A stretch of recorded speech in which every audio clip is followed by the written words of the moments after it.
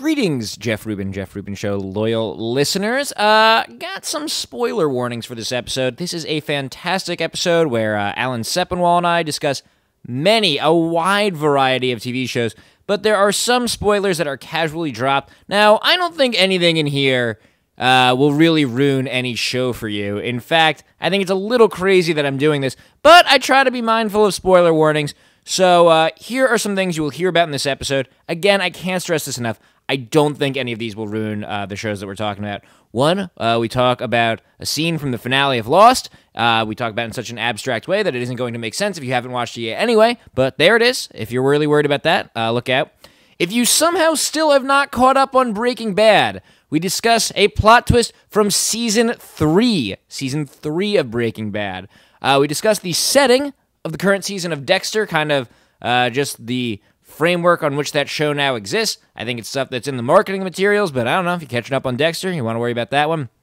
We talk about the later seasons of Buffy the Vampire Slayer, and a lot of specific things that happen there. That show is over 10 years old now. The finale of that show is over 10 years old now, so I don't really know if we have to worry about that. We talk about something that happens in the final season of Battlestar Galactica, and the last 15 minutes of 6 Feet Under. So all of that is in there. We talk about a lot of other shows too, but I think those are the ones where we talk about specifics that if you're just catching up on those shows, you may not want to hear about yet. And with all that in mind, let's start the show.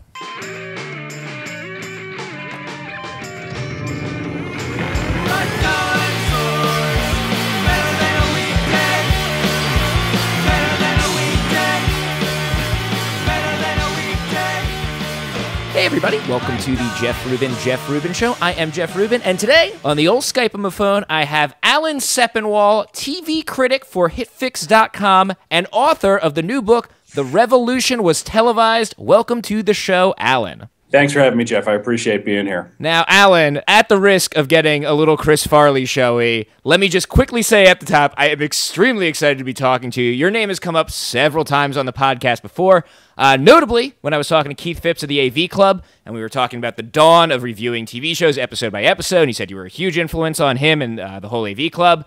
But even beyond that, I'm from New Jersey, so I was reading your work in the Star Ledger many years ago, and I followed you to your blog and to hitfix.com. And your column, What's Alan Watching, is maybe the single highest priority item in my RSS reader. That is huge, Alan. That is huge. But beyond all that, I absolutely loved your new book. Let's talk about the book. What is The Revolution Was Televised about? The Revolution Was Televised is basically about the last 15 years in TV drama, starting with The Sopranos, but even a little bit before with Oz and Buffy the Vampire Slayer, and looking at how sort of the TV changed, became more adult, became more serious, became more ambitious, and sort of put itself on a level playing field with the movies in terms of the level of ambition and the level of respect. I do it through the prism of 12 shows, including Lost, The Wire, Deadwood, Friday Night Lights, Breaking Bad, Mad Men, and a bunch of others. All right, let's review that list up top. There's this, like you said, The Sopranos, Oz, The Wire, Deadwood, The Shield, Lost, Buffy the Vampire Slayer. I'm so glad Buffy made the cut. 24, Battlestar Galactica, Friday Night Lights, Mad Men, and Breaking Bad. That sounds like the list, right? Those are the 12, yes. And how long did it take you to arrive at those 12? It took a while. There was a lot of going back and forth. For a while, I was sort of adamant on only having 10 chapters, and so I was going to combine a few. At one point, Battlestar 24 and Rescue Me were going to be all part of one mega chapter about TV and 9/11, and then I realized that the stories were just sort of too different. Mad Men and Breaking Bad were going to be part of the same chapter because I didn't feel like there was enough of a different hook to Breaking Bad to justify its own chapter, as great as it is, because it's not necessarily a book of just, here are the best TV shows of all time. It's a book about, here's this specific era, and here are 12 different facets of that era. But ultimately, the more I talked to people, the more I sort of felt, okay, yeah, there's a story here. And all these shows, you know, they're all successful. People have heard of all these shows. Some were bigger than others. Some became successful after their time. But of those 12 shows, is there one whose success you think is the most surprising? I guess Lost. Lost, I remember, and also it was the most successful show in the book by you mentioned that. Margin. I think that's really, of all these great shows, Lost was the most popular. And it's just, I remember watching that pilot and thinking, wow, this is great. And wow, this will be canceled in 3 weeks and I'll be sad. Because A, it was weird. B, it was on ABC at a time when ABC couldn't launch anything whatsoever. I mean, ABC was just worse than NBC was going into this season practically. It had just been a nightmare for a number of years. And it was a strange show. It was a sci-fi kind of show, serialized, all of that. You know, who knew that Matthew Fox was a big draw? And instead, it became this huge, huge hit to a pleasant surprise by me. What do you think it was that made Lost, you know, I say a crossover hit. It's a crossover out of nerddom and into the mainstream. Well, what it was it very cleverly disguised its nerddom for as long as it possibly could. I mean, initially, it's a show about people in a plane crash. And, you know, it made for a great bus ad and a great billboard. And, you know, you could do all sorts of stunts and things. And it wasn't until you get like deeper into the show that all of a sudden there's time travel and there's all the other weird things that are happening and shapeshifters. Even the smoke monster, like you didn't know at first what it was, and it could have, in theory, been something plausible. The show got freakier later, and also not coincidentally, the ratings dipped the longer it went on and the weirder it got. In the book, you kind of give a little history lesson about each of the shows, and it seems like a lot of them have some sort of unusual start. Like Lost, for instance, was very much thrown together and done in a time where there was transition at the executive level of ABC. Some of them were the first shows on their networks when no one really knew what they were doing, like The Shield or Mad Men. Some of them just something unusual, like Buffy being born out of that weird not-so-great 90s movie. Is an interesting origin story a necessary ingredient for greatness for a TV show? I don't know that it's necessary. It so happened this way with a lot of these shows, not necessarily with all of them.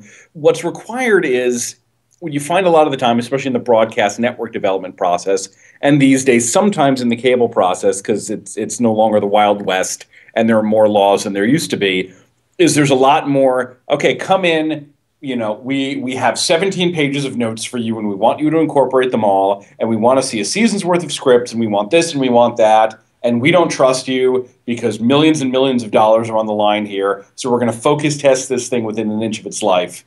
And what happened with these shows, for the most part, is they were made either at HBO at a time where HBO was just sort of in an experimental mode, at AMC at a time when AMC just sort of was desperate to have anyone pay any attention to them at all.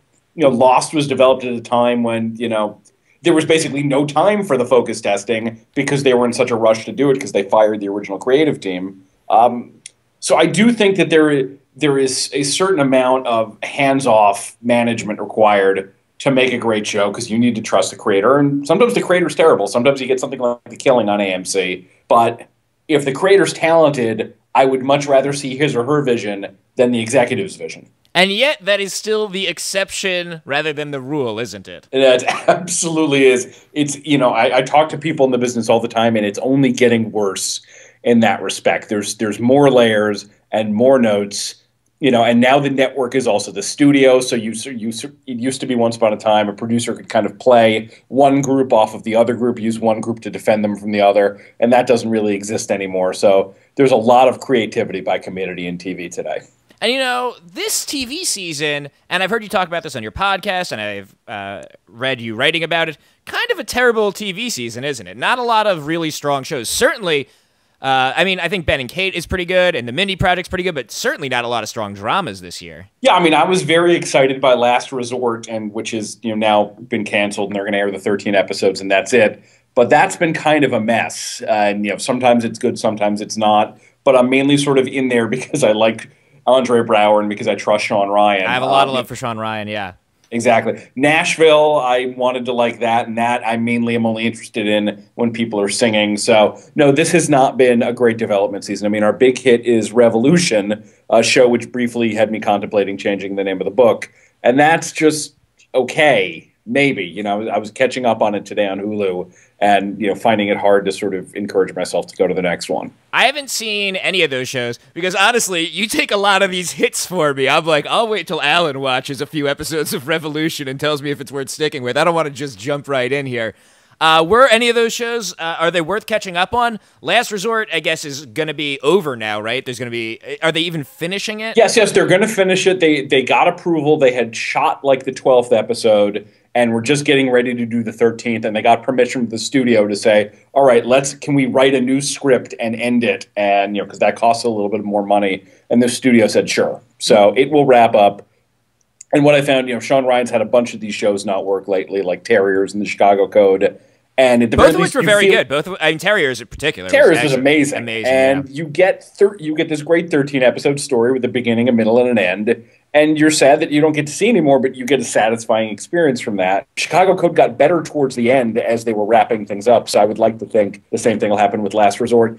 But I like some of those comedies you mentioned, and Ben and Kate, unfortunately, the ratings are virtually non-existent. But there's certainly nothing this season on the level of some of the new shows of the last few years that makes me just go, wow, I can't wait to get to the next one. I mean, I guess we haven't seen the finale yet, but so far, is it worth catching up on Last Resort? Because I'll watch a half episode. Watching a 13-episode self-contained story, especially if it's as good as Terriers, I'm up for that. It is not as good as Terriers, but it does have Andre Braugher giving menacing speeches in every single episode, and that is kind of worth the price of admission if you're an Andre Braugher fan, which I am. And I heard you mention, Jake Harns, Dutch from The Shield. Oh, you got Pembleton and Dutch in the same scene a couple of times, which is awesome if you're a cop show nerd. Yeah, I'm always happy to see Dutch show up anywhere. So, what about, is Revoloution, has that been, again, like I read the reviews of the pilot, it seemed like there was kind of a wait and see. Has that improved at all?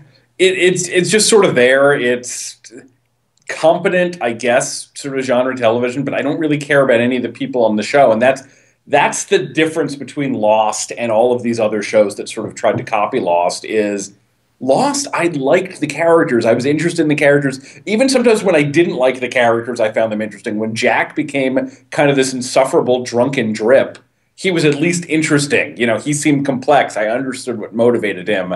And these people, for the most part, just like on Flash Forward, just like on a lot of these shows, Threshold, Invasion, all of those, they're just cardboard cutouts. And that's, even if you think that the premise is cool, I'm just not going to watch hour after hour if I don't care about the people involved. Even Giancarlo Esposito? Giancarlo Esposito.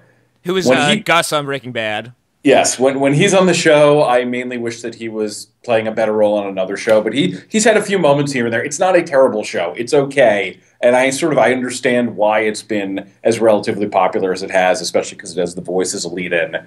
It's not exciting.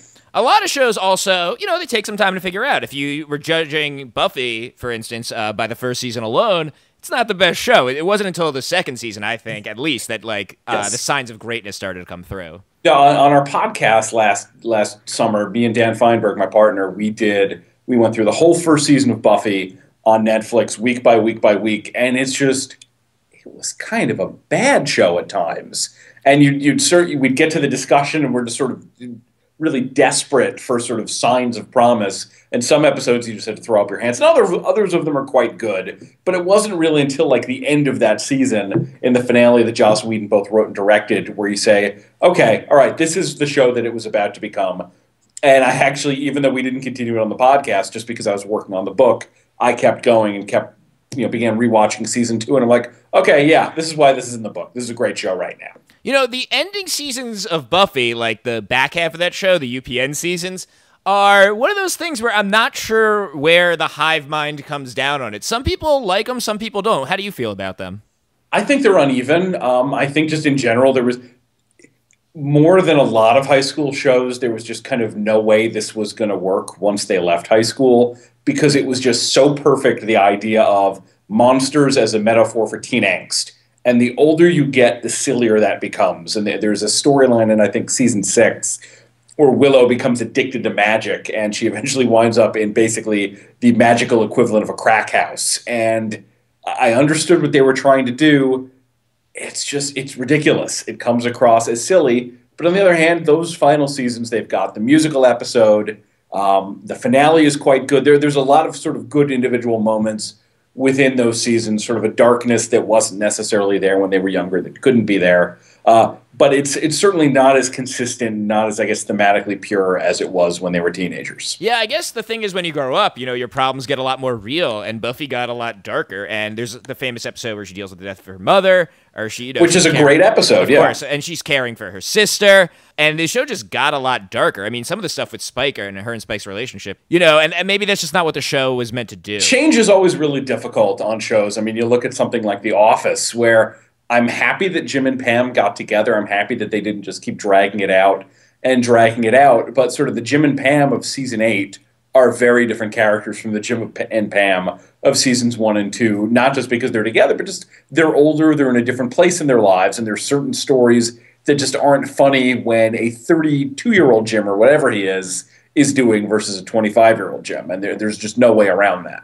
All right, let's get back to the positives. Let's get back to the shows featured in the book. Desert Island. You can only take a magical DVD player that somehow works on this desert island, and a TV, and one of these DVD box sets. You got the 12 shows you have selected in front of you. Which one would you take? Oh, God. This is tough. I'm going to say The Wire, but I'm going to say it with a caveat, which is I went into this book thinking, okay, it's going to be The Wire. Like, The Wire is clearly, it's the best show in the history of TV. There's no question. It's The Wire. It's The Wire. And then I started rewatching old episodes of these other shows on HBO Go and on Netflix, and in the case of The Shield on DVD. And there's just so much good stuff in those. And, we're trained to now remember only the bad parts of The Sopranos for some reason. Just the hive mind on that show has completely turned against it in a weird way. Sopranos was an amazing show. Deadwood doesn't necessarily end. Deadwood is an amazing show. Lost, when it was good, so great. I don't know that I would want it on an island necessarily. But Lost is one where I love Lost. Lost is, longtime listeners of the podcast will know, one of my top 5 things of all time. Sure. I love Lost. But I've never, ever, that's not true, I did this once or twice, rewatched an episode of Lost. I find them very unrewatchable. Interesting. I found it fun to go back and revisit those. Lost and Buffy were among sort of the two big delights of just, all right, I'm going to whip out the iPod, load up Netflix, and just marathon for 6 hours, and I really should be writing something, but I want to watch this. I think one of the things about Lost that I enjoyed so much about it was that cultural phenomenon and the way it made nerdiness very mainstream, and it was somehow socially acceptable to speculate what was in the hatch in public, for an entire summer. And that's kind of missing when you watch it now. I imagine, and I haven't gone back and rewatched the whole thing, but watching Lost now is very different than watching it when it was on the air, just because of the way, you can watch it all at once. The information isn't being parceled out to you. You're missing that social aspect of it. Do you think a show can be different just based on the time where you watch it? No, absolutely. And a lot of these shows sort of play differently, when you can marathon it versus when you're watching it week to week. We talked about this all the time with The Wire. The Wire is a show where I tell everybody, you really want to watch the first 4 episodes all together, otherwise you're not going to appreciate it. So there's that. There's definitely the social media context is a part of it. I mean, it's not quite like, watching Rocky Horror for the first time at home, where it's a terrible movie if you're not in a theater with people acting it out with you. But there is definitely a participatory quality that you don't get with some of these shows. But at the same time, I think that the really good ones are really good regardless. And admittedly, I cherry-picked my way through this. I did not go back and rewatch the Jack's Tattoos episode of Lost. Easily the single worst episode. Easily. Yeah. I was watching, The Constant. I was watching Exodus. I was watching Through the Looking Glass. I was watching the cream of the crop. So I may have, biased myself in that way. But it was a lot of fun to revisit these scenes and episodes and moments that I hadn't seen in several years. One moment that I really remember from Lost, from the finale, was, and I was watching it in sort of a party environment, a very respectful party environment where speaking while the show was on was punished. Everyone's very into the show. But that moment in the finale where Jack and Locke, or it's not Locke anymore, blah, blah, blah. But, Jack and Locke leap at each other on a mountain, and then it cuts to commercial, and everyone flipped out. And I immediately knew that moment would not play in the future when you're watching it on DVD, and you're just waiting, you just got to hang on 2 more seconds to see how that resolves itself. Yeah, no, the shows that were made with commercial breaks in mind, they lose a little something, although I talk about this in the Shield chapter, where that's a show that sort of weirdly turned it to its advantage because they wrote every single scene, just in case that would be the one that goes into the commercial break. So all the scenes wind up having a tension, that you would ordinarily get just sort of at the end of an act on a network show. But I can definitely see how that would be an issue. Now, obviously, you like all these shows. These are all good shows. But is there one that you think is the least rewatchable of this set? I don't know about least rewatchable. Certainly the lows are either lower or certainly longer with 24 than they are with any of the others. I mean, that 24 is the only show of the book that I did not watch in its entirety when it was first on. I watched more of the last couple of seasons of 24 over this past year when I was working on the book than I did at the time. That's a show that just sort of, by its very nature, sometimes it was going to be great and sometimes it was going to be awful, and sometimes you were just going to get a little tired of its tricks. And then that happened with me, and so I had to not only refresh my memory on some parts, but I had to learn some parts to begin with in terms of how things went in the last few years. As a TV writer, is there one of these shows that is the most challenging to write about? Not necessarily, because I would say that sort of the good shows give you so much more to work with. Mad Men, these past couple of years, Matt Weiner stopped sending out screeners in advance. He just sort of decided he didn't want the press to be able to see the show because he doesn't want it spoiled. And so I would find myself staying up until 1, 2 in the morning on a Sunday night trying to write about it, and it just sort of, it all flows out of you because there's so much in there, and it's so complex, and maybe you have to sit and think about that for a while in a way that I wouldn't about, say, an episode of The Shield. The Shield's very linear, and Mad Men or The Sopranos or some of these others, deal a lot more in metaphor or a lot more artsy, and that requires a little more thought. But I don't know that it's necessarily harder in the end. It's sometimes more fun to do that than just to say, man, wasn't it cool, and Vic Mackey crashed through the fence. What is that review process on Sunday nights? Sunday nights when most of the big shows air. For a show where you don't have a screener, I imagine I know what happens, but I'd love to hear you describe it. New episode of Homeland airs, new episode of Mad Men airs. You watch it at the same time as everyone else. You want to get your review, or do you call them reviews? I call them reviews. Other people call them recaps. My take is it is a review. I'm not, for the most part, summarizing plot. I'm writing this assuming you've seen the show and that this is a companion to your experience. So what is that like Sunday night when you have to write that review as quickly as you can, usually? Well, fortunately, I'm going to have to start doing it for Homeland for the last few episodes of this season, but every episode until now I've gotten to see in advance.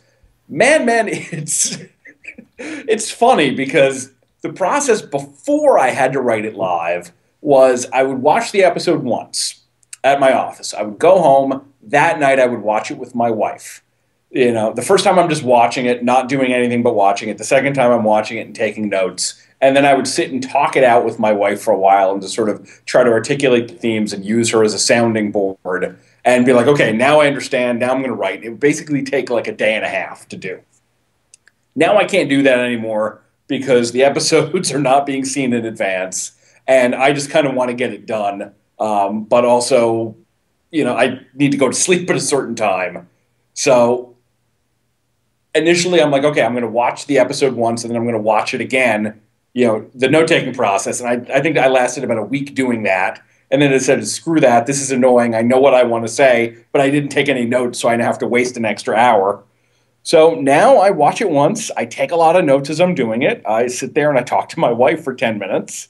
And then I figure it out, and I crank up iTunes, and I write, and I usually listen to the same 2 or 3 songs over and over, and 2-3 hours later, it's done. What songs do you listen to?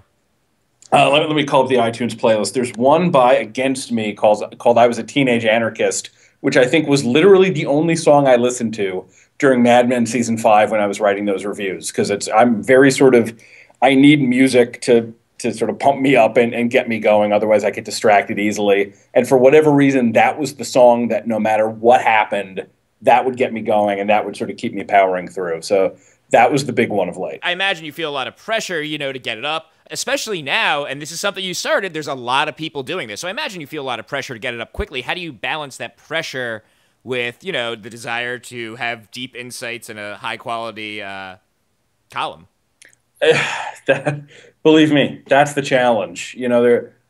There's a lot of people who write about fewer shows than I do, and I envy them. just because there are definitely days where I'm like, God, I wish I only had to write about 3 shows this week, and I could really go to town on those shows. But at the same time, part of what people like about what I do is that I'm covering a wide range of shows, so that even if they don't like Homeland, maybe they like Boardwalk Empire, or maybe they like Parks and Rec, or they like something else that I'm writing about. So I like covering a lot of things, and I do my best with those, but that definitely becomes a struggle sometimes, where it's like, this fall, Homeland, Boardwalk Empire, Treme, and The Walking Dead have all been airing on Sunday nights. And that's not even including Dexter, which is having kind of a terrific season, and The Good Wife, which I just don't have time to write about at all. And it takes me almost all of Thursday and Friday just to write all those reviews in advance. And even then, I feel like, I could be spending more time on it. Let me ask you about Dexter. That's a show where since I don't watch TV professionally, was able to give up watching it after 2 seasons. I stopped watching last season, so sometimes I'm able to walk away. What is that like? Are you just like, guys, I'm sorry, we're just not going to have a Dexter column. I can't do this anymore. I've done that a few times, and it's weird because sometimes people understand, and they're like, yeah, I'm sick of this show too. And other times they get upset. Like, I stopped writing about Sons of Anarchy this year. We have another writer, Jeff Berkshire, who's doing it for HitFix, because I felt like I was sort of saying the same things over and over again. And, the people who agreed with me, who agreed with my complaints were okay with it. And the people who didn't agree with my complaints were frustrated that I was saying the same thing over and over again. And I just decided, you know what? This isn't fun for anybody at this point. I'm going to step away. And a lot of people understood that. And then there's a lot of others like, man, you should still be writing about this show. I wish you were doing it. So there's just sort of everybody wants a little more of something. Have you been watching Sons of Anarchy? Because I'm a few weeks behind. I think they're having their best season since that second one, which was obviously their best season, but I think it's the best one they've done in a while. I describe myself as still watching Sons of Anarchy despite my better judgment, but so far so good this season. I just remember there was a scene in the last episode I saw, which was maybe 2-3 episodes ago. I need to catch up before the end of the season. There's a scene where Jax and Bobby Elvis are sitting down and they're just sort of plotting out strategy. And Jax is listening, okay, here's what we have to do. And he finishes his speech, and Bobby Elvis pauses and says, boy, Jax, that's a lot of moves. And I'm thinking, that's kind of a metaphor for Sons of Anarchy right there, is just really, really complicated plotting, sometimes just for the sake of complicated plotting, but it's fun, and sometimes it's really, really terrific. Yeah, that ensemble is so good and so deep that, I don't know, it gets away with a lot that it shouldn't. Yeah. But wait, I want to get back to Dexter. So I stopped watching Dexter, and everything I heard about it confirmed that was the correct decision, and now I'm hearing it's good again. Would you recommend, if I were going to get back into Dexter, which I'm not saying I'm going to, would you recommend that I have to watch seasons 3, 4, 7, 6? That I have to watch everything that happened before then, or can I just jump back in on season 6? Jump back in. This is the best season the show has done since season 2. And probably even since midway through season 2, because I feel like they sort of wimped out by the end of that season. Yeah, I think a lot of people like the 4th season with John Lithgow as the Trinity Killer. I think Lithgow is great. I don't think the season's that great. I think it's kind of repetitive of what they've done the previous 2 or 3 years. This has been a really good one. This feels like this is what they should have done immediately after season 2, which is really just kind of deal with the reality of what Dexter is, and his sister knows, and she's not happy about it, and she's sort of coming to grips with it piece by piece. And it's just so much more interesting as a result of that, because they know they're close to the end, and so they don't have to sort of keep dragging it out, and they don't have to protect it and make Dexter seem like he's a hero anymore. It's so much better than it was. It's incredible what knowing the end point of a TV show can do for that TV show. I think Lost, God love it, it was a little wandery in that 3rd season, but almost you could really line it up. When they announced that end date, when they reached the deal to end the show after 6 seasons, it got pretty good again. Yes. There's a bunch of shows in the book that are like that. The Shield, I would say, is a really good example of that, where I think every season of The Shield is good, but there's some middle seasons where you can sort of see, okay, all right, now the strike team's in trouble. Okay, now they're getting out of it again. Now the strike team's in trouble. Now they're getting out. Okay, all right, I've seen this. And then suddenly they decided, all right, maybe we're going to do 2-3 more seasons. Let's start writing towards that. And it wasn't even necessarily official then, but just the show got so much more better because they could sort of start moving towards an end game. Battlestar Galactica did that, although I know some people don't like that last Battlestar Galactica season. Lost absolutely the second half, I would say, is more consistent than the first half. So you seem to be of the opinion, just from reading you all the time, that a bad finale like Lost, or, I actually don't hate the Lost finale, but let's say Battlestar, which I do hate. Even though I like that last season, like, I think the mutiny is like as good as anything they ever did on that show. So I think it's worth watching the whole thing, but particularly that last episode is not my favorite. But would it be fair to say that you think that a bad finale can't ruin a show like Battlestar Galactica, but a good finale like The Shield can make a show? That is absolutely the way I would frame it. The Shield, I think, was an excellent show throughout, and yet the thing that I think kind of puts it on the level of, where you can seriously talk about it along with the HBO shows and the AMC shows and some of these other ones, is because it ended so perfectly. It's because it was a really, really good show for a very long time, and then it built up to the point where everything that had came before was distilled into these last 5, 6, 7 episodes that were just amazing and emotionally devastating, and it ended as perfectly as any of these shows in the book. And because of that, and because of how I think about the ending, The Shield is a better show than it might otherwise be if it had just sort of had an okay ending, or even if they had fumbled it.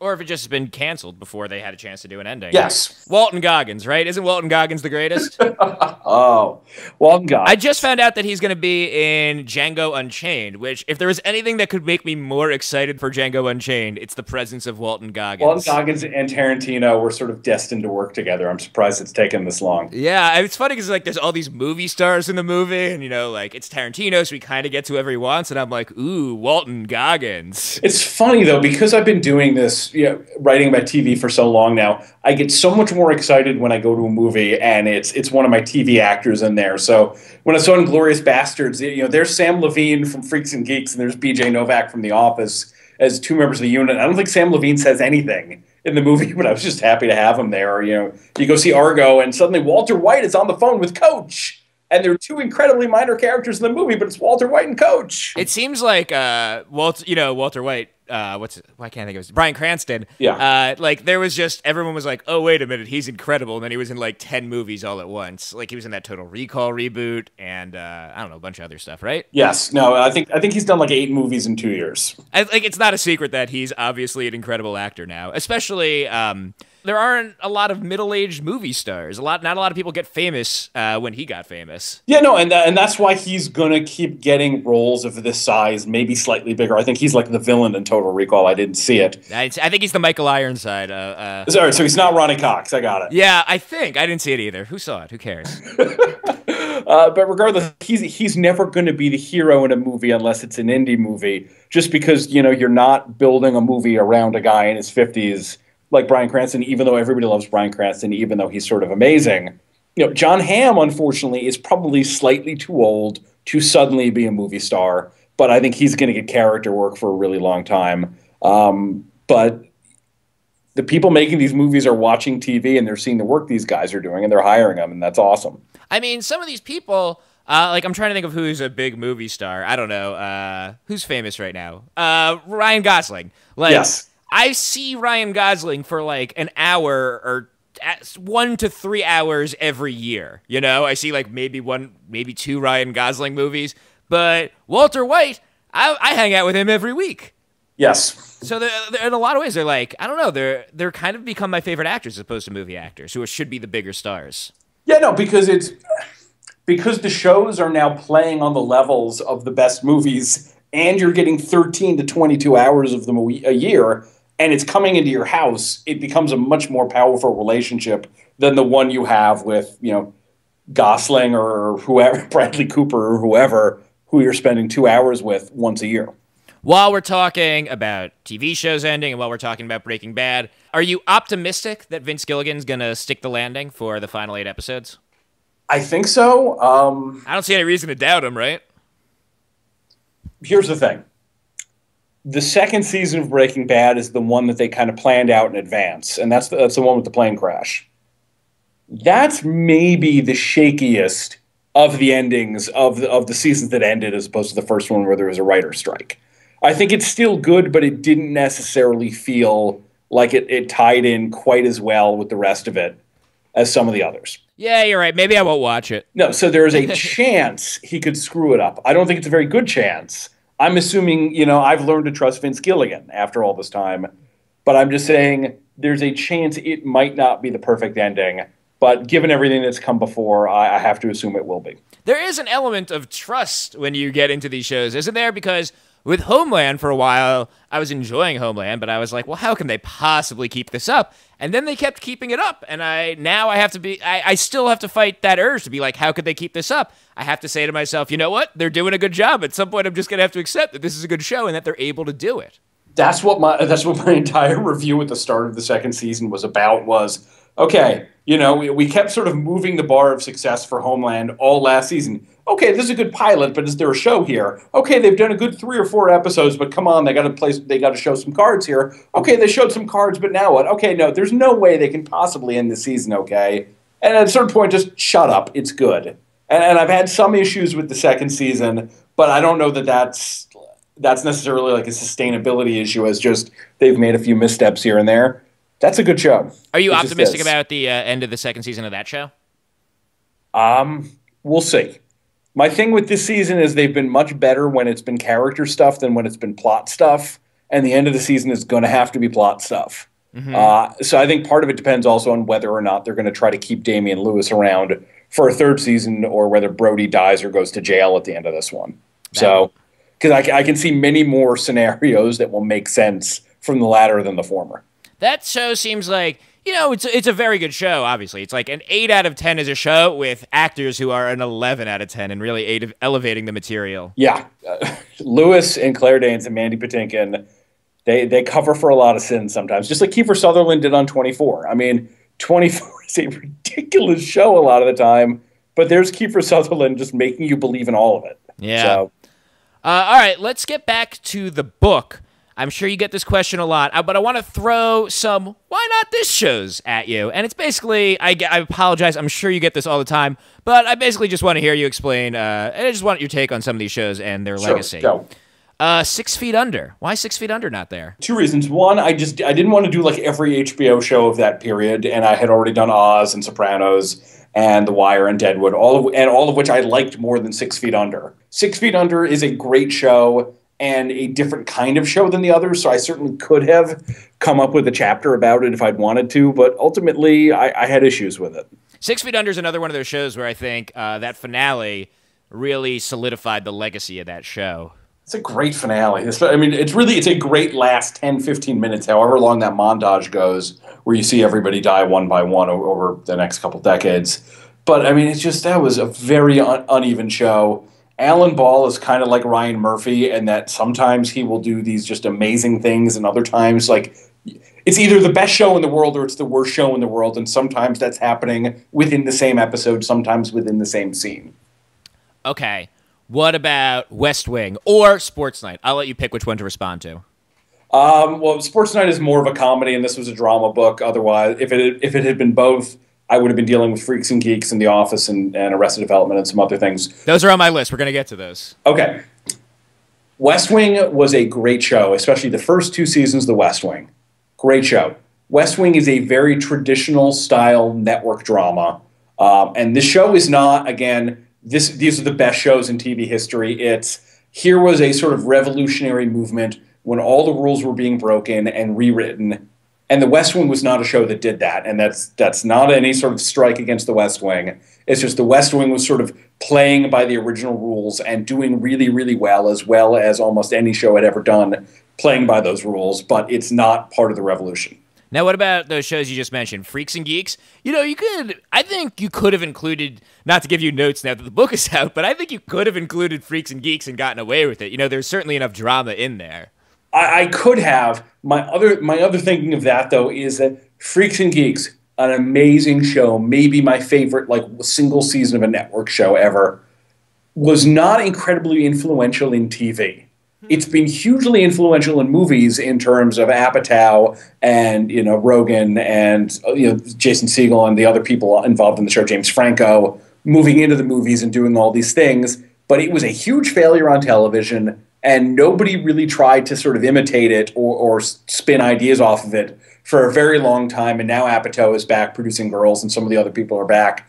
But in terms of influence, it was non-existent for a really long time. So that would be me including Freaks and Geeks just because Freaks and Geeks is awesome and not because it fit the thesis of the book. Do you think its influence in movies is just that Judd Apatow and all of his friends are really popular now and dominating, especially the world of comedy? Or do you think there's something about that show that influenced comedy? I think it's more the former. I just think it's that Apatow and Feig and everybody else, were suddenly in positions of power where they could make movies, and they have very similar sensibilities. So it's not just like it's Judd Apatow making movies that feel like Freaks and Geeks. It's like 6, 7, 8 guys doing it. What about The Office, and particularly, one of the most influential shows of the past 10, 20 years or whatever period we're talking about here, The British Office? Love The British Office. People have asked me sometimes if I'm going to do some sort of companion book about comedy, and maybe that's what I'll do next. I don't know. I think I probably need to take a break before I do another book. Harder to write about comedy. And it would be a different book, because the thing is, I think you can very clearly draw a line where if you're making a list of the best dramas of all time, you could make a list that begins in 1997. You'd be leaving out some great shows. You'd be leaving out NYPD Blue and Hill Street Blues and St. Elsewhere and X-Files and some other things. But if you wanted to, you could do it, and you could make that list, and no one would question the inclusion of the 10 shows on that list and the construction of that list. You can't do that with comedy. Comedy, you have to have Lucy on it. You have to have The Honeymooners on it. You have to have Dick Van Dyke, All in the Family, like shows from every single decade. And certainly an argument could be made that you could make that list only of shows pre-1997, or which is around when my book starts, and that would be okay too. Why is that? It's almost counterintuitive to me that the comedy dates better than the drama. I think because drama for the longest time was not super ambitious. It was just, here's a formula. We're going to stick to this formula. We're going to sell some soap. We're going to get in, get out. And sometimes there were certain shows that aspired to do a little bit more than that. But even something like Hill Street Blues, which was, kind of the Citizen Kane of TV drama, still to a certain extent had to hew to this formula. It had to be, all right, well, it's still, we're going to try to break as many rules as we can, but we're still a show on NBC on Thursday nights at 10 o'clock. We have to appeal to 15, 20 million people, however many watched it at the time. So we have to hold their hand. And that sort of ceased to happen. So... Yeah, it's true, and I've been guilty about this on the show many times, talking about the best TV shows ever, and really only talking about shows post-Sopranos. Sopranos is like the birth of Jesus for TV. It's just like post and pre-Sopranos. I do every summer. I sort of revisit an old show on the blog, and, for the most part, it's been HBO shows or other things from the last 10, 15 years. And I have friends at the AV Club, and they've tried to go back a little further. And every time they go back to anything pre-Sopranos, the traffic is virtually non-existent. It's kind of sad. That's interesting. Do you think there's a chance that in the future, The Wire will be viewed as the series where it's pre and post The Wire? Because right now we're still, relatively close to all these shows coming out. But The Wire does seem to have more prestige, gain more prestige over the years than The Sopranos. Do you think that's true? It's definitely gained more prestige over The Sopranos. The Sopranos was considered the better show when they were on, at least up until maybe season 4 of The Wire. That's when the narrative kind of started to turn on that. And now, for the most part, when you bring up The Sopranos, it's usually to complain about something about The Sopranos that you didn't like, as opposed to remember something that you did. Whereas with The Wire, it's... it just sort of it becomes more and more beloved, and it seems to, it's like Obi-Wan Kenobi. You strike it down, and it becomes more powerful than you can possibly imagine. It's a much more popular show now than it ever was when it was on. Does that surprise you? Because I watched it when it was on. I know you did too. I picked it up between the 3rd and the 4th season, which was a big gap, so I didn't see it from the very, very beginning. But there was a time when I literally had no one on earth to discuss The Wire with. There was nobody. And now I feel like I could, pretty casually drop an Omar reference and reasonably expect that someone in the room is going to get it. President Obama watches The Wire. That's, Does that surprise you, having lived through seeing how unpopular that show was? It doesn't surprise me in this respect, in that I knew that the show was great. And I also knew how much better it played when you got to see it all at once. as I said before, the narrative started to turn around The Wire season 4. That was the season where HBO sent every episode out in advance. Whereas in previous years, they sent like the first 4, and then you get another 2, and then you get another 2, and then you get 1 and 1 and 1 all the way to the end. And so by the end, you're just watching it the way everybody else is. I think also the technology caught up to the show, and I Yes. loved in the book you made the comparison with people lending DVDs, like how people used to lend albums of up-and-coming bands, trying to get their friends into it. Hey, man, it's the Velvet Underground. Yeah, and so I think the technology caught up to it, too. Do you think if The Wire, if we're in an alternate universe, there's a Fringe-like alternate universe, and The Wire didn't air until now, and forget the fact that Broyles is Daniels, just put that aside for a second. If The Wire started airing now, do you think it would have been popular? Do you think it would have had to struggle? I still think it would have to a certain extent because, I mean, those first few episodes are a chore to get through the first time. They're a lot of fun when you go back and you rewatch the season, but the first time it's like, wait, who's this? What's happening? Wait, what? So even by today's standards, and in that way, I think you can't necessarily say it's a pre- and post-Wire era because I think Sopranos was ultimately more influential than The Wire's been. I think The Wire would become more popular, but it would be one of those shows like Breaking Bad where it's much more popular in its third and fourth seasons than it was in its first because every year in between seasons you'd have people yelling at each other, go watch it on Netflix or go watch it on HBO Go and get caught up. I want to get back to this list of shows that you callously left out of the book without regard for what I wanted to read. I'm the absolute worst. The other one you mentioned, Arrested Development. Now, that's a show, obviously you've already mentioned that there are comedies in the book, so I'll give you that. But do you think that's a show that has had a lot of influence? I love that show. It's had some influence, and I do discuss it briefly in the book, just in the context of how Friday Night Lights came back, and now on DirecTV, and now Netflix is resurrecting shows. And for the love of God, it sounds like Netflix is going to bring The Killing back. No one knows why.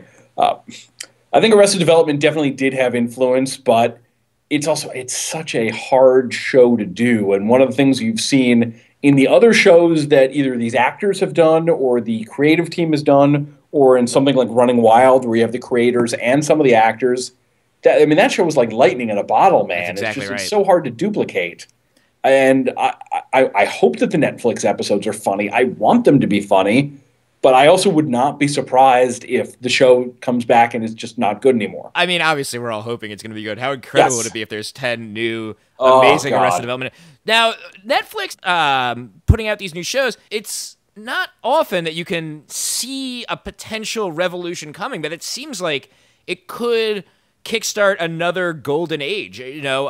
Remove a lot of the notes process and a lot of the network notes that we were talking about earlier. And I'm not saying it's definitely going to do that or that it even probably is going to do that, but it certainly has the potential to. Yeah, I mean, I've heard one of their shows is House of Cards, which is the one with Kevin Spacey, and David Fincher is producing it. And I've heard that basically he has seized all control of the show and the Netflix executives don't even have access to DVDs of it. They have to go to screenings arranged by David Fincher. I don't know if that's true or if that's just a juicy rumor going around. That sounds like a show I want to watch, though. It could be good. And what's really going to be crazy about it is with both Arrested Development and House of Cards, they're going to release all the episodes on the same day at the same time. Now, what day do you think that's going to be? And I'm talking just like day of the week. Am I going to have to take a day off of work when Arrested Development comes out? I'm certainly not getting anything else done that day. Yeah.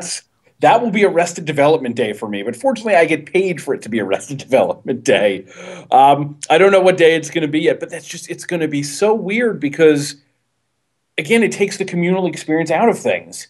Because maybe you and your friends are going to take the day off and watch it, but maybe a friend of yours who loved it back in the day is going to savor it and be like, okay, I'm only watching one today, and I'm going to watch another one next week. I want this to last as long as I can. And so you're going to have all these inside jokes about the Blue Man Group that you can't tell to him because you've seen it all and he hasn't. That's why I have to watch them all at once before the internet ruins it for me. What do you think happens if House of Cards is a hit? I mean, Arrested Development's like a weird thing where it's got this built-in audience. I don't know how you judge success on that. But if House of Cards is, the best show of the year, what happens after that?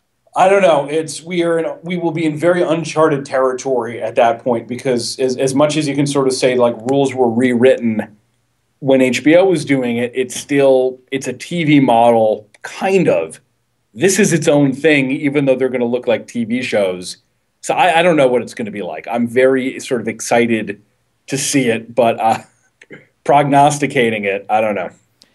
All right, more shows that you didn't include in the book. Chuck. I know you're a big Chuck fan. You are often credited as one of the people that really fought to bring that show back. What do you think? And I guess I know why you didn't include it. It's really more of a comedy. It's more of a comedy. It's a fun show. I love Chuck. Chuck is not a revolutionary drama, and I don't think Josh Schwartz, one of the co-creators of Chuck, sort of has one of the great, mock persecution complexes in all of show business, and just sort of, if you're not constantly praising him, there can be problems. I have not gotten email one from Schwartz saying, "How dare you not include this in the book?" So I think even he knows that it's not that kind of show. But what do you think the legacy of Chuck is now that we're a year or two removed from it? The legacy of Chuck is that Chuck was a fun show. I don't know. We're gonna have to see sort of whether this whole model of the idea that the fans saved the show and whether or not the fans actually did save the show, or whether it was just Warner Brothers made it so cheap that NBC couldn't say no. The truth probably lies somewhere in between. Yeah, I think Jay Leno saved that show to a degree. Like, there were a lot of just weird series of accidents. NBC became just such a toxic waste dump that suddenly Chuck became one of their more reliable performers. Are there any shows on right now that you could see being added to this pantheon? Yes, I think Homeland could. It could go either way right now. I think it'll be a good show, but Homeland will continue to have the potential to go off the rails at any point. That's going to be something they're just going to have to deal with at all times. I think Justified could. Justified, the second season. Oh, interesting. The second season of Justified was kind of a Pantheon-level season. The first one, was off and on, and the third one was fun, but maybe not great. Boardwalk Empire at times feels like it can, and then at other times can be frustrating. Game of Thrones is sort of the same way. I think in both cases, those shows just sort of are dealing with too many characters and too much story sometimes. Game of Thrones is a weird one because it's based on a book. Yes. And its achievement is like Lord of the Rings being made into a movie, where I think before it happened, people just thought it would be impossible. And not only are they doing it, they're, by most accounts, nailing it. Yes. But also because it's beholden to the book largely, it creates problems where it's like, okay, now we have to bounce from here to here to here, whereas maybe that's not necessarily the best way to be structuring the show.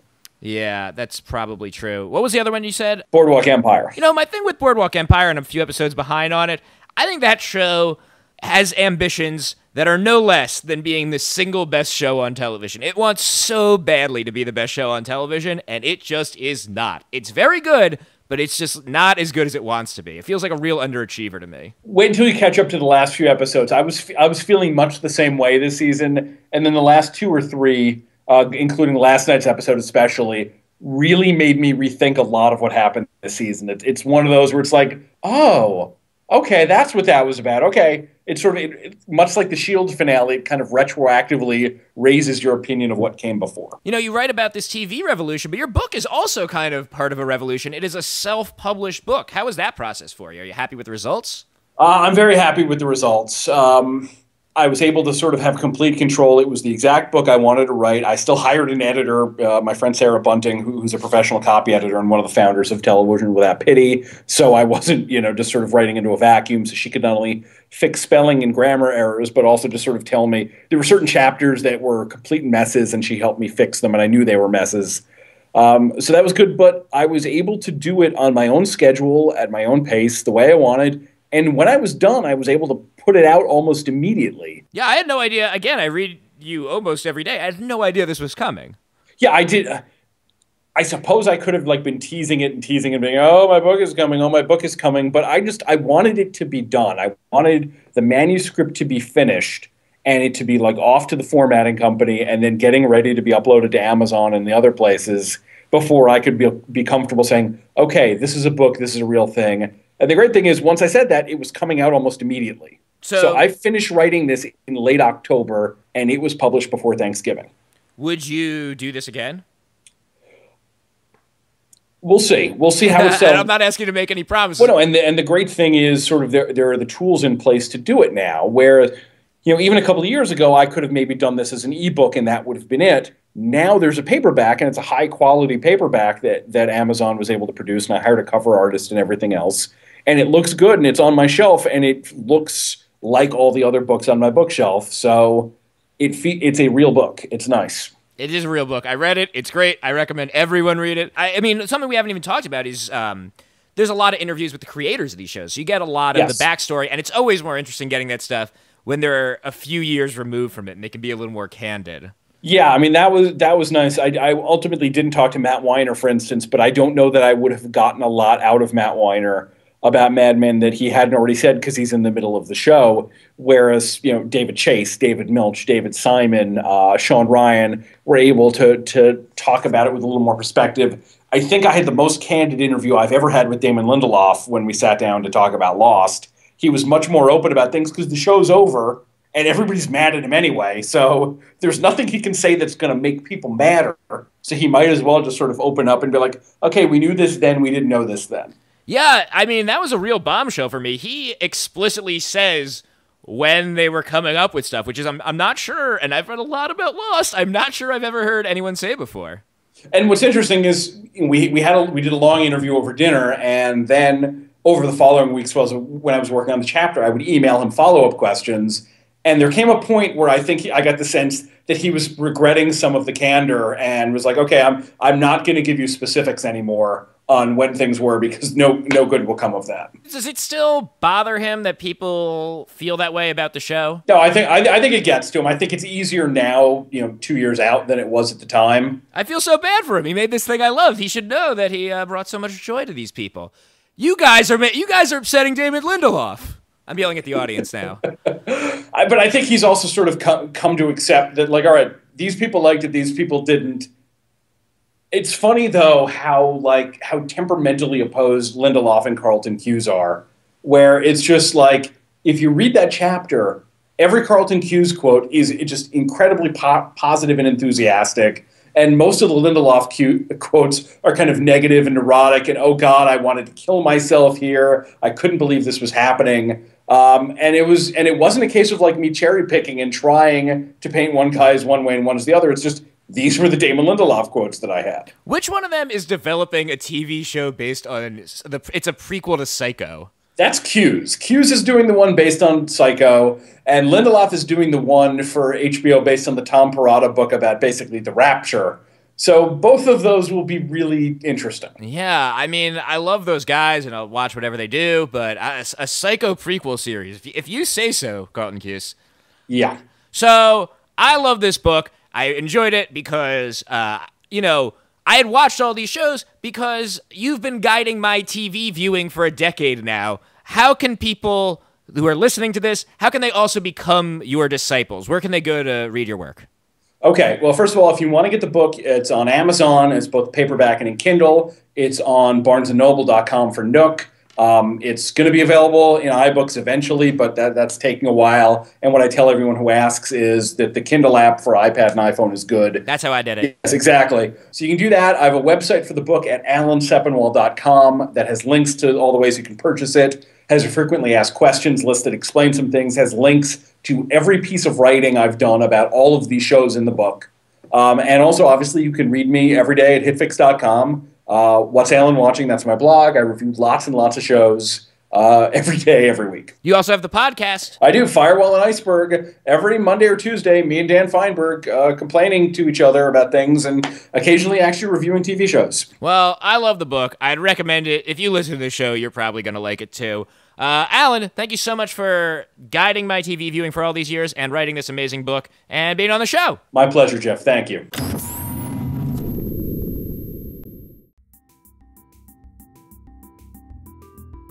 So that was a lot of fun for me. Since we recorded that interview, Alan's book, The Revolution Was Televised, which again, I cannot recommend enough. You don't have to listen to me recommending it anymore. It's really gotten some momentum. The New York Times gave it a great review. I believe it was their first review ever of a self-published book. Again, the title is The Revolution Was Televised. Go read this book, people. It is terrific. Next week on the Jeff Rubin Show, my guests are Freestyle Love Supreme. And I'm going to do something a little unorthodox here. Usually, what I'll do is I'll give you a minute or two of next week's episode. Right now, I'm about to give you 6.5 minutes, the first 6.5 minutes of next week's episode, because I think after you hear them, there's no way you won't be back for the entire thing. So here is the start of next week's episode. Hey everybody, welcome to the Jeff Rubin Show. I am Jeff Rubin, and today I am very excited to be joined by UTK and Shockwave of Freestyle Love Supreme. Hello, Shockwave. Hello. And UTK. What's up, guys? And what is Freestyle Love Supreme? Freestyle Love Supreme is a theater, improv, rap, magical supergroup of a whole bunch of talented people, and we do. How many people are there? In a given show?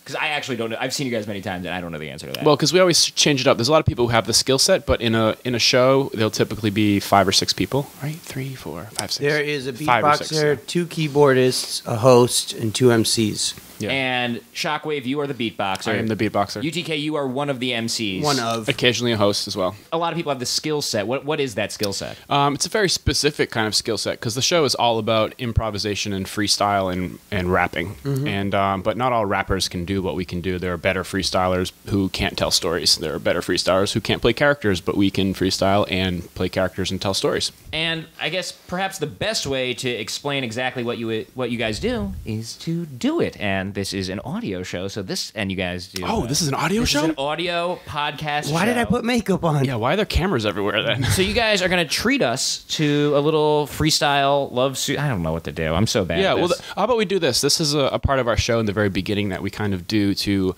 get the audience warmed up and to let them know what we do. It's sort of the most raw version of freestyle, too, which is essentially called the Freestyle Cypher Session.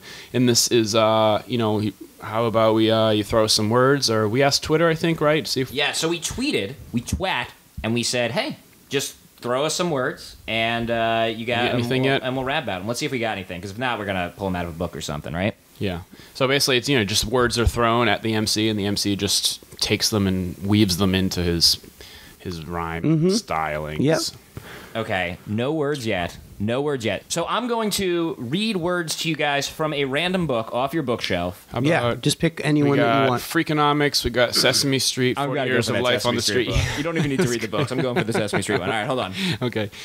So, how do I know when you need a new word, or how does this? What are the mechanics of this? I'm so much more worried about this than you guys. This are. whole thing is a jam session. You're part of the cipher. Okay. So you will feel it. Okarsh will pull it from you, or you just throw something in when you feel it's time for new fuel. This is fun. Yeah. Okay, here we go. Okay. So you guys go. Okay, you're going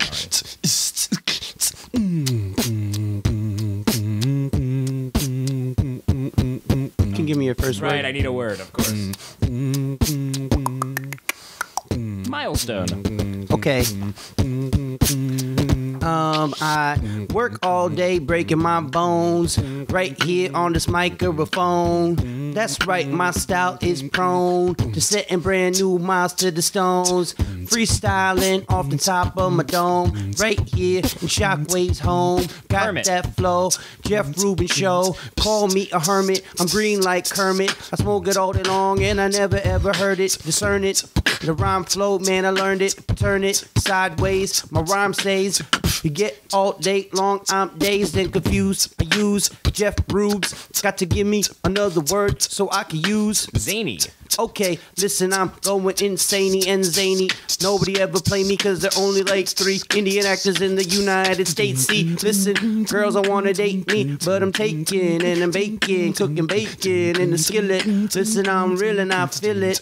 Adventures. Alright, listen, I'ma do it when I'm old. I'm on dentures and tell my grandchildren about my adventures. I've got the tincture, I am a fixture in this freestyle love supreme little mixture. Fuzzy.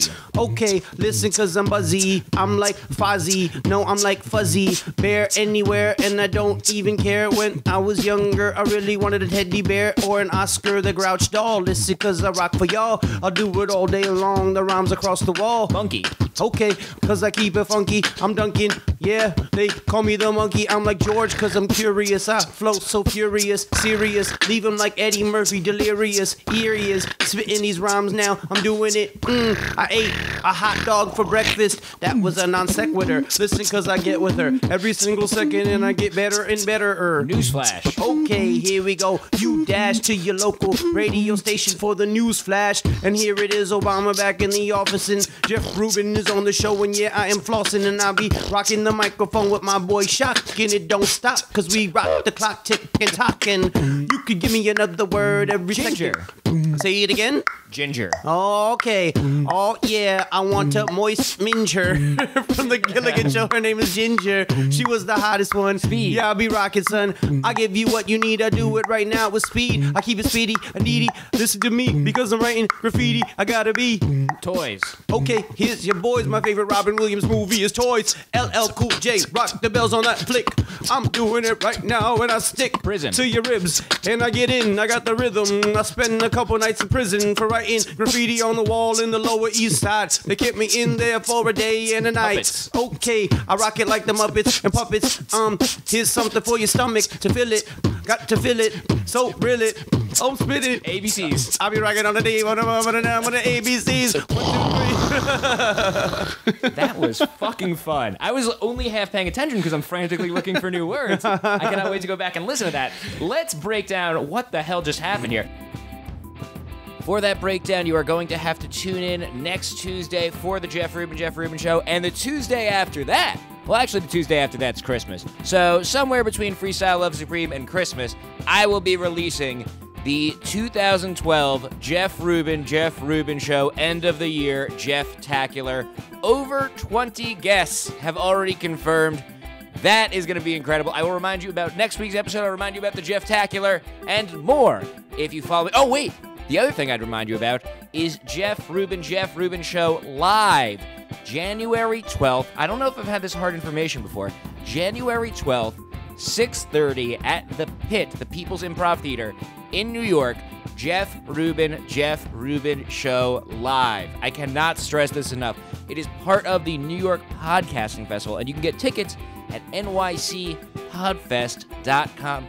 Guys, I don't charge you for the show. I never ask for anything.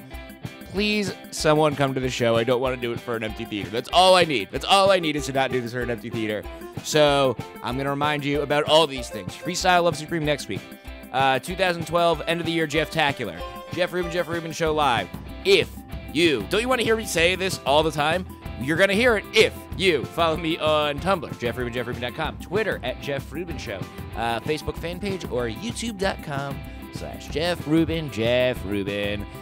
Thanks for making it all the way to the end of this extremely long outro. Bye for now.